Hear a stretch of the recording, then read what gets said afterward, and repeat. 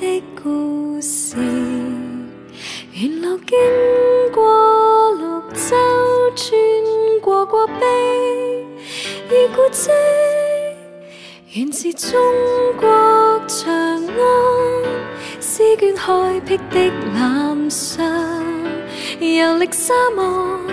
遊歷高地，飽覽中途文藝氣息，騎着輪上家座，聽風聲飄搖讚歌，老相識或知己，能伴你與座，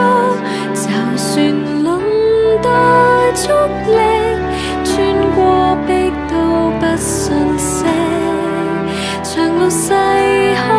風景畫似影，沿路細聽風聲多秀靜。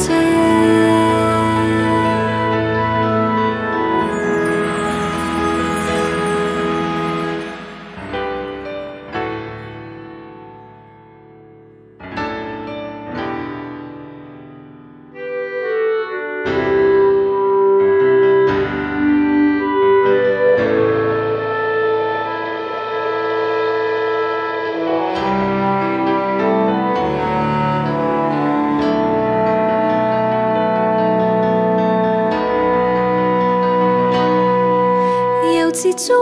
國長安，把愛搭黑絲每方，停在沙漠，停在高地，驅去山區貧乏協方，騎着